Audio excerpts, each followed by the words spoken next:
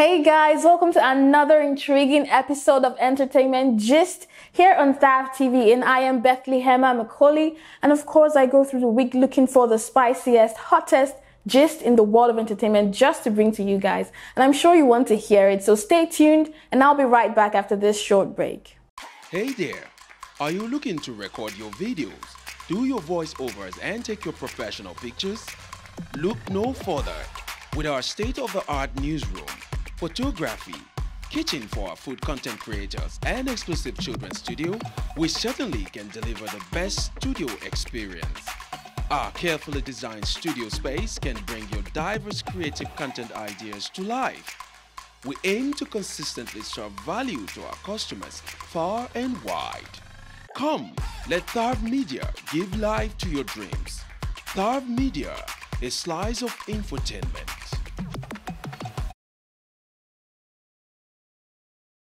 Welcome back.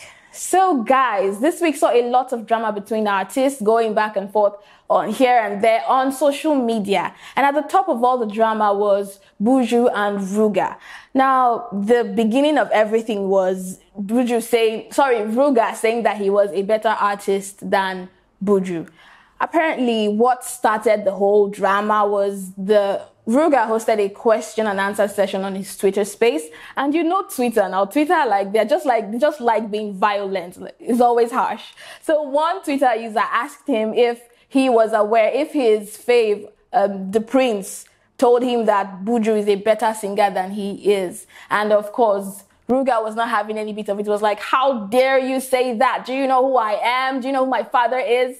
Okay, I'm just kidding. He didn't say all that, but I'm pretty sure he wanted to say it. So he was upset and he replied the Twitter user saying that, I love Buju, he's good, but he's not better than me. Everything I've done since the beginning was only Ruga. All my hits are just Ruga. I'm always proud going on stages around the world with my own hits and everyone is singing along.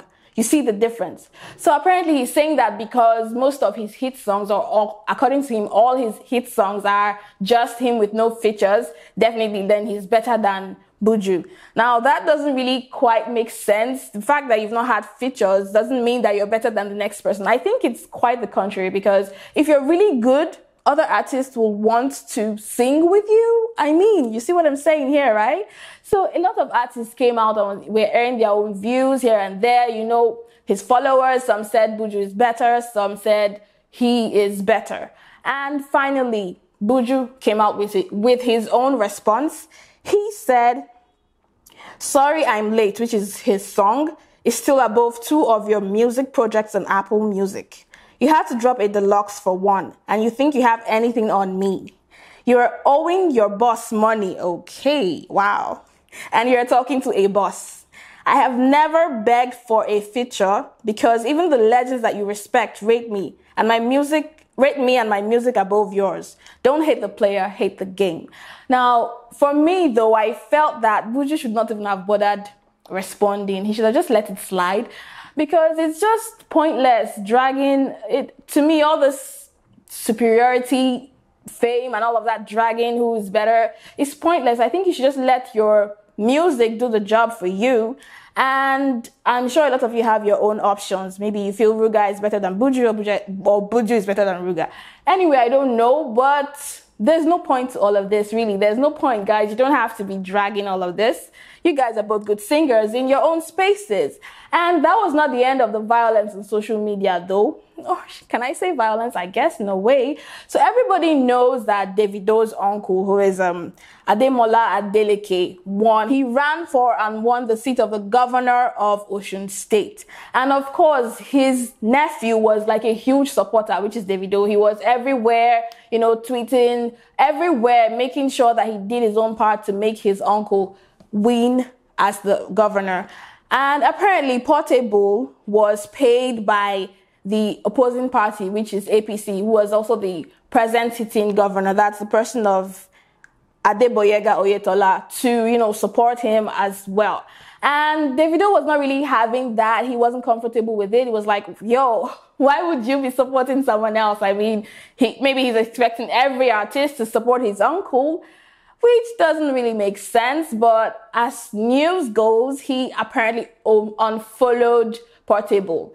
And we were just hearing speculations. Maybe he unfollowed him, maybe he didn't unfollow him. We don't know. But then Portable came out and said this on an Instagram post. He said, "Open your ears and listen. My father isn't a rich man. I am not a son of a rich man. I am from the trenches. And I am the one that brought riches to my family. Open your ears so my words can enter." It's a really long read. Basically, what he was just trying to say was that he is not like Davido. Of course, he didn't call names, but dude, we know who you're talking about, okay? We get it. He was like, he's not from a rich family. He's the one that brought wealth to his family. So if he's being paid money to support whomever, he will. I've always thought that Portable was kind of a person who makes poor decisions, but I don't see why you would be putting stuff like that out there. So you're not even caring about what's best for the nation or what's best for the state. You just support whoever brings the more money. And apparently he confirmed that he was unfollowed by Davido. And Davido, I don't know though, people are entitled to their opinions, you know, like everybody cannot support your uncle because he's your uncle. Your followers and your fans should be allowed to support who they think is best. I don't know, it's their choice. Anyway, moving on to the next story. So yes, this week took a kind of sad turn. We lost two Nollywood actresses, veteran actresses who were really doing great things. And one of them was Shola Onaiga. Now, Shola Onaiga is known mostly for her role as Ireti in the Checkmate series, which later had an excerpt series, which most of us 1990s babies will know. That is the Fuji House of Commotion. And she was also popularly called Kitchen Practicals. Now, she died within the course of the week. Unfortunately, the cause of her death is still yet to be known. We don't really know what killed her, but it's said that she was rushed to the ICU of the Lagos State Teaching Hospital. It's sad to have lost. She was really a very funny and troublesome character. I remember watching Fuji House of Commotion growing up, and she was really she was fun to watch. And it's sad that she's gone. We don't know what killed her, but we would definitely want to know. And we wish her family and her loved ones, we wish them the strength to, you know, get through these hard times. And that brings us to the death of Ada Ame, who is popular for her role as Emu in The Johnsons. I'm sure a lot of us know her. Now, the actress was said to have collapsed and was rushed to an NNPC hospital in Delta State, Warri, but she was pronounced dead on arrival. And still, the cause of her death is still yet to be announced to the general public. But we all know that she has been battling with mental issues ever since she lost her daughter in 2020. This is really sad. I remember seeing a video which she made just before she passed, where she was saying that this whole struggle that she's going through is not going to kill her. She's going to get through it. She'll be fine and everything. And then she passes. It's difficult. It's really difficult to deal with. She was saying that in an interview, she was saying that she had lost a lot of family members and it was taking a toll on her. And now she passed. I guess she wasn't able to handle it. This is hard. This is really hard. And for all of her family left, we hope that you're able to get through this and you guys just move on from there. Mental illness is a real thing, but somehow in this part of the world, we tend to ignore it. It's almost as though anybody who is complaining of mental illness, there's something spiritual wrong with them. It's a real thing. It's real and it's treatable if you actually speak up. But sometimes speaking up is difficult because people are being tagged different things when they speak up. Anyway, guys, I'm really sorry to have to end on a kind of sad note, but that's just life for you. Sometimes it's great and sometimes it's not. And well, it's not all. I'll be back real short with the top 5 for the week. So stay tuned. An opportunity accepted. Hello, are you a football fan? Do you have a favorite team? Do you think you know enough about your favorite team to help you win big? Well, there's only one place to find out, and that's on the Superfan Show. So you're welcome to join me out here on the street in the Superfan Show on Thav TV, as you get to win cash and gift prizes by answering some simple questions about your favorite teams. Well, I'll tell you what, Football just got more interesting, more interactive, and more entertaining right here in the Superfan Show as you get to answer questions on your favorite teams. The Superfan Show, know your team, win big. Welcome back. So I am here with the top 5 music producers in Nigeria.